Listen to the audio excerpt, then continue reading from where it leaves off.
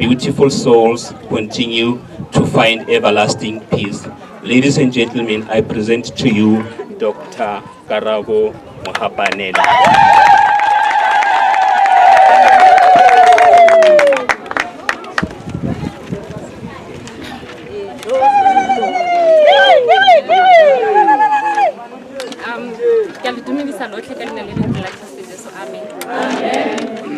So I don't know where to start, and I really hope I'll get strength for a giveaway. Okay, so firstly, let me thank everyone who came to this party to come and celebrate with us. Community, thank you to all the graduates that came to celebrate with me. And so, also the thank you, Masego, my friend, for such a wonderful speech. For what he said. I mean, everyone who spoke, I don't know, I just feel so overwhelmed by everything that you said. So I can feel a life science because Ken life science and very strict. And also what I like about him is that when he was teaching, he was just not focusing on the content or whatever that he was teaching, but in that process, Nadla are a motivator. So I would like to say also his motivations throughout his teaching. I took that and I also ran with it. And Kerata that Professor Ndoyabora for such a wonderful motivation. And then Kerata MC Katiro Aidirilin since in the beginning and as we are about to finish now. And then also my supervisor, Dr. Odaf, but this one deserves a special thank. But yeah, I really appreciate everyone. So I also made some notes. I think this thing I bereke, so I don't know if okay. So firstly, as lutlule di buitse tse di seng di bui hore nna ke rata modimo, and I'm not ashamed about modimo o ke mo rapelang. Even my friend Masego, she indicated it hore ke startile mo gae ke le ngwana o leng gore ke tsena ke rata modimo. Even when I went to varsity, that did not change. So even when I was there, modimo o ke mo rapelang ke ena a nkgontshitseng mo dithutong tse leng gore o ntsamaisitse mo go tsone. So hence ke feel gore first of all, I would like to thank God because God is the center of my life. He is the center of my God is the center of my life, and hence I would like to thank God for the guidance. He provides pastoral care for me, and I want to repeat again to say I'm really thankful to God. This journey of studying, not just a PhD, but since in the beginning, since ke starta sekolo, teacher Gaono o buile gore ne ke tso mona ke le ngwanyana ke woka for like almost 45 minutes ke feta mo sekweng ke khosa molako ke ya sekolong. And then some of the people, they indicated, everyone knows gore ke mwana wa Gamang because mme wa ka ene le mme lo go ona tsa fana distance for like 45 minutes aya go la Khabeng a rekisa magwinya and all those things. And I'm really thankful for God for carrying me through. My background did not determine where I was going, and I really thank God for all the challenges that I went through, even when I started in varsity, even with the PhD journey, because PhD is not easy. It's really a challenging thing to undertake. You can do your undergraduate, your honors, your masters, and all those, but I really thank God for that. So firstly, if maybe I can take you, I'm not going to be long, and I really ask God to give me strength because I'm such a crying baby, and I really hope I'm not going to be emotional, and I really just hope I'm going to summarize everything that I want to say. So as I've indicated that there were challenges along the way. So for me, when I was in Gauteng, even when I started my degree in Northwest University, I did not plan to do a PhD. I didn't even know what is a PhD. For me, my thinking, I just wanted to go to university because I knew we are struggling. So I just wanted to go there and get my degree so that at the end of the day I can get a job. So I thought, well, maybe after finishing my junior degree, I was going to be employed. But then the reality is that we all know that there's high unemployment rate in South Africa. And so I normally hear people say that a degree nowadays is just like a metric. And so unfortunately, I did not get a job immediately.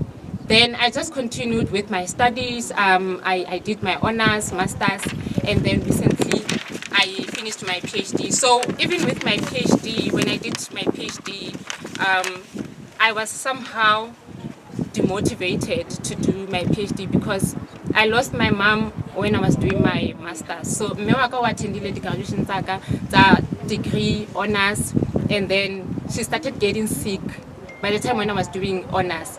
And then masters, unfortunately, she was not there for attended the graduation tsaka. So masters is at 3 years, right?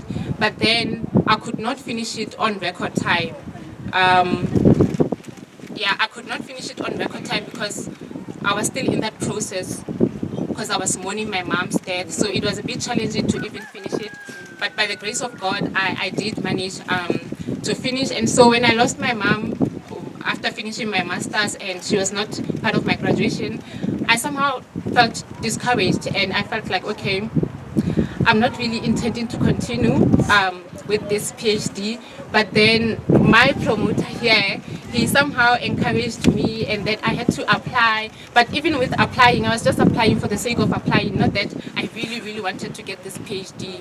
And then I got funding and then I was like, okay, maybe I should take this PhD. So I really want to thank God that I did manage to do it. So also I want to thank God for the finances, and also like I indicated that there were challenges along the way. I did my PhD for PhD takes 3 years and I did my PhD for 6 years. But what's nice about it is because when you get your PhD, they don't say therefore you did it for 6 years. At the end of the day, you finished your PhD. So I was supposed to do it for 3 years, but because of some of those challenges, supervisor challenges, and also other challenges, I did not finish it on record time because also like I indicated initially, maybe for the first 3 years, I was a bit discouraged because I was just dragging my feet because I felt like I felt like my world was just over because my mom was not there.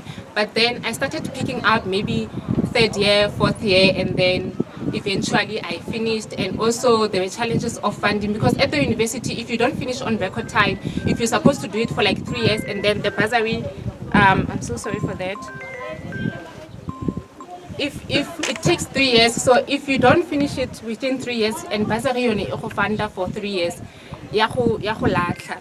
And then I had to apply for other fundings with the help of my supervisor, writing motivations and all those, getting other funds from different avenues of getting funds. And so I would really like to thank God for that because you can't pay from your pocket, especially when it's a lot of money. So I'd really like to thank God for that. And also, as I've indicated that there are challenges in doing PhD. I remember initially I had another supervisor who left me. Dr. Odaf has been that guy who always stayed. So I had a supervisor. Dr. Odaf has always been my co-supervisor. Then there was he has been my main supervisor. Then there was a co-supervisor who came. Then he just left me for no reason. And then there was another supervisor who his name has been mentioned in the acknowledgements. Then unfortunately he passed. And then, as Dr. Odaf indicated, then I got another supervisor when I was in Germany, which now we continued. Dr. Odaf continued with him. So it has been some of those challenges also of changing supervisors.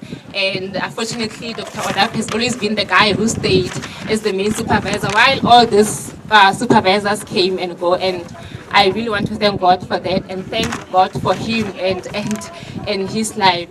So Um, the other thing that I want to thank God for is my late mom, as I've indicated. I feel like the previous speakers really bandzetse mafoko. Even me ba idile the time ke tsena a bua fale. I feel like o ntse whatever that I wanted to say. That's why I was becoming emotional. So I would like to thank my mom for her prayers. As my aunt have spoken, my mom was a powerful praying woman. And so I'm so sorry because every time when I speak about my mom, I become very emotional. Okay, it's allowed. Yeah. So I would really like to thank her for her prayers. So she was that person who would pray in the morning around 3 a.m. in winter because I was still young, and then she'd just wake up kneeling down in her knee praying, and I could hear her speaking to God about me, speaking to God about us, mentioning my name to God.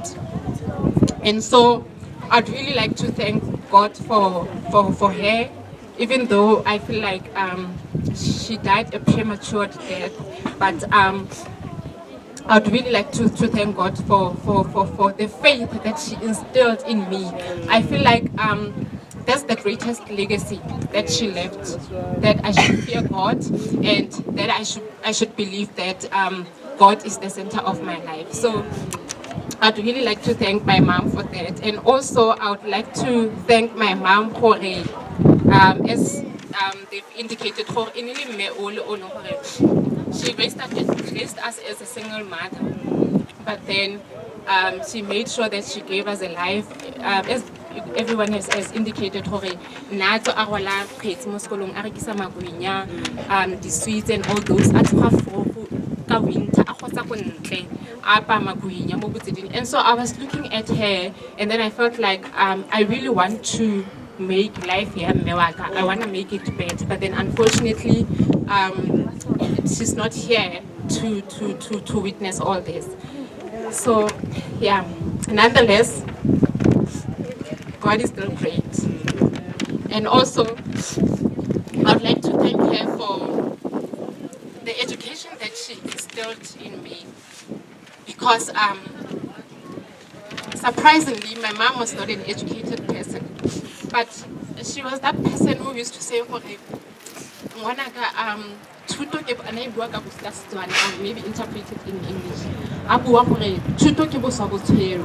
So every time she would just continue saying that thuto ke boswa botshweu, and that stayed in me every time I bua, and I did not understand because she was not an educated person, but she kept on saying that thuto ke boswa botshweu, meaning that you die with education, and I believe that I ran with that.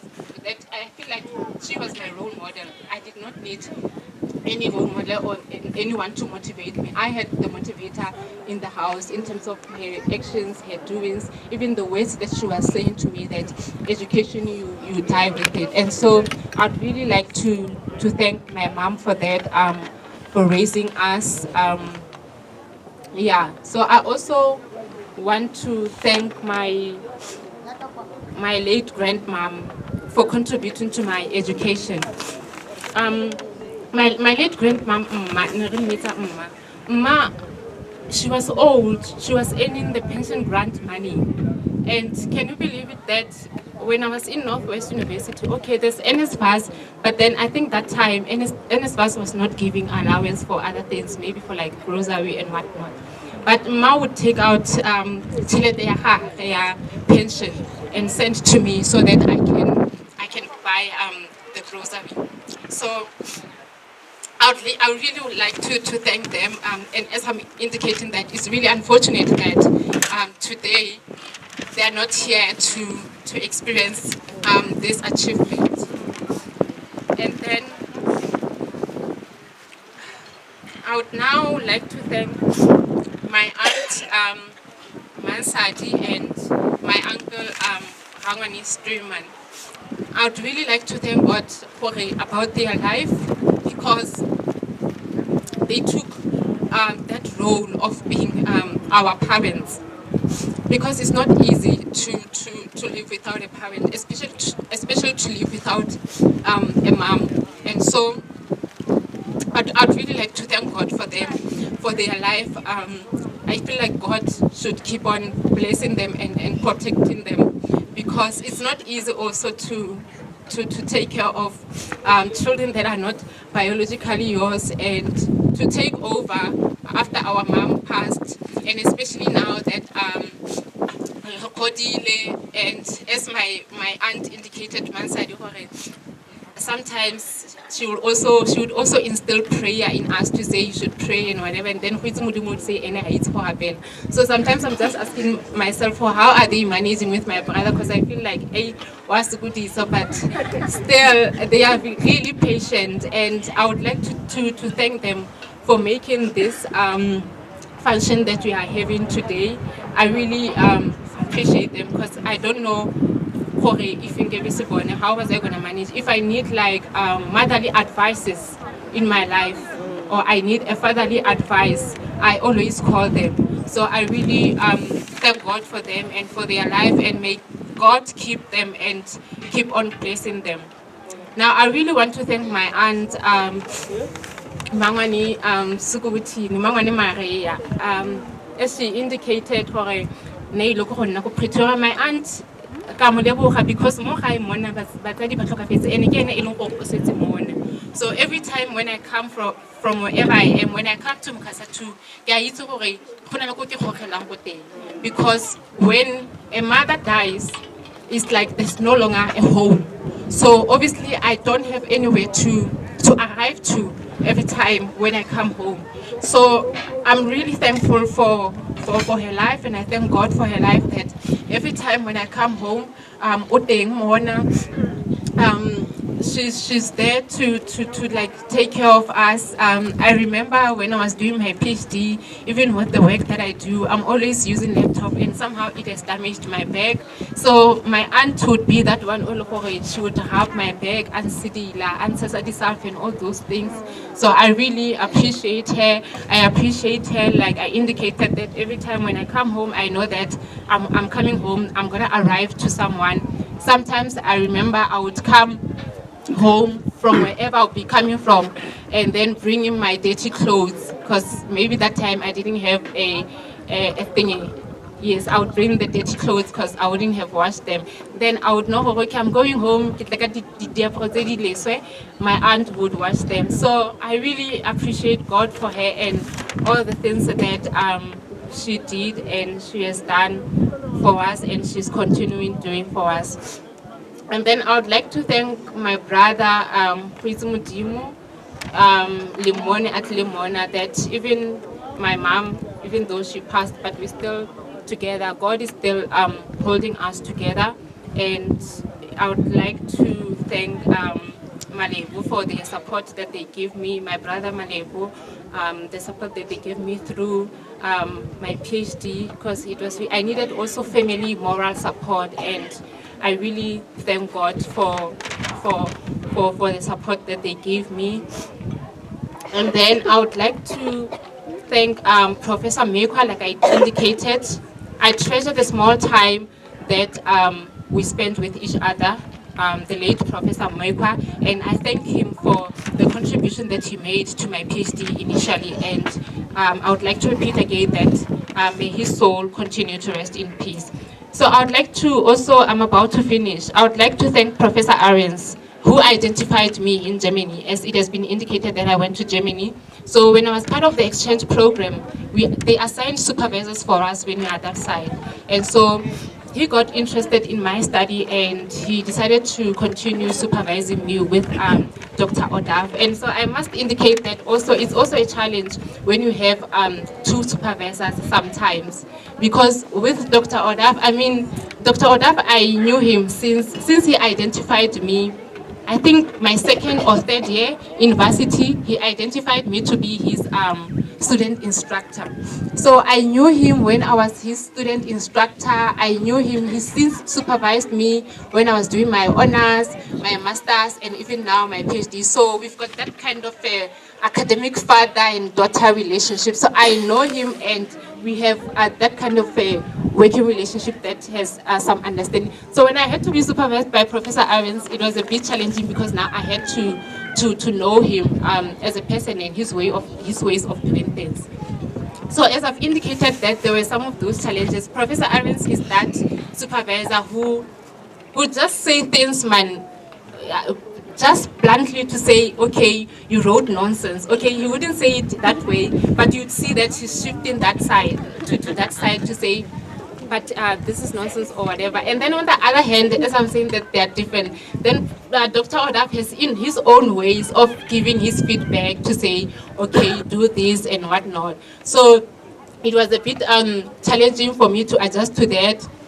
Even when I tell myself that, okay, you know, this time I gave it my all, this research I gave it my all, and I'm submitting. When they come back to me, they will not say there are so many things that I need to do. But then, when it comes back, there would be so many things, and I would really feel down, and I would tell myself, oh, no, man, I'm not continuing with this. These people maybe doesn't like me, so I'm really not continuing with this. But then I had to just pull up my socks and just make sure that I continue. There was the other time when we were supposed to submit to the external examiners, when I felt like I'm ready, because I don't know how many drafts of PhD I've been given to them, maybe close to 10. And then there was a point when I told them that I'm ready to submit. And they were like, when you submit at your own risk, but I assure you, this will not come as a pass.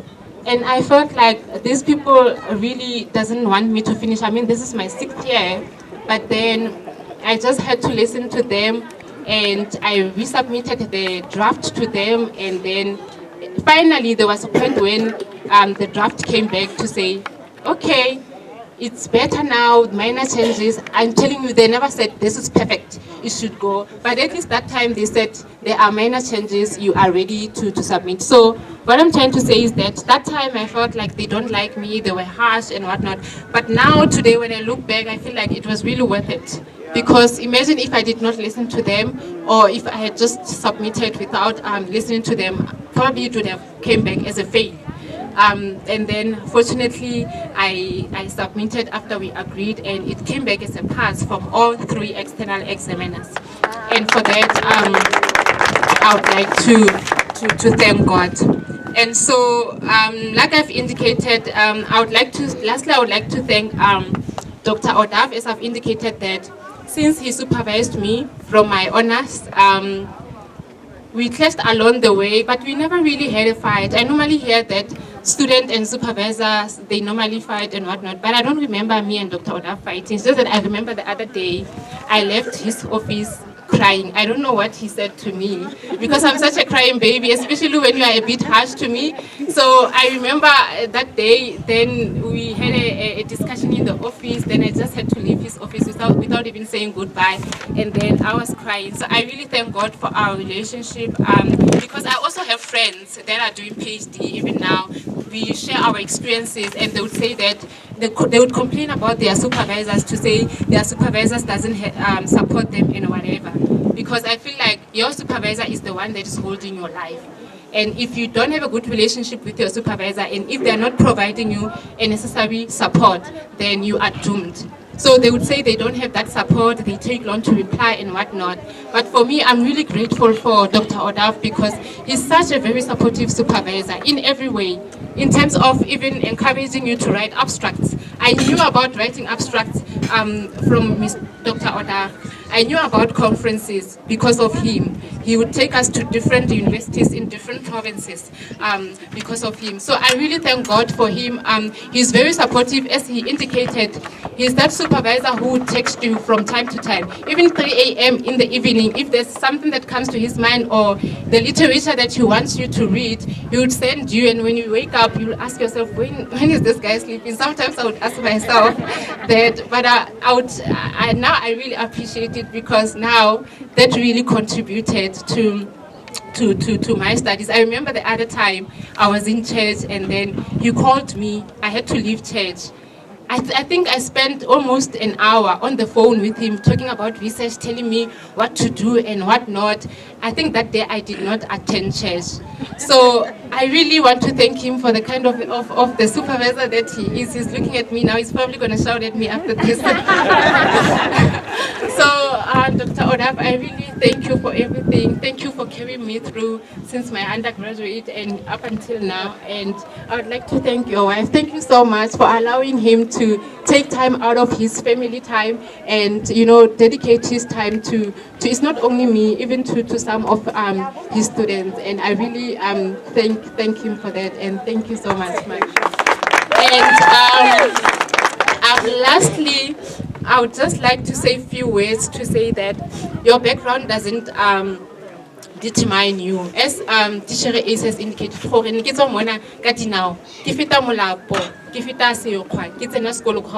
remember the other time, Molapo onutlets. I don't know if Molapo osimpa, and it was extremely cold. Then we had to take off our shoes. And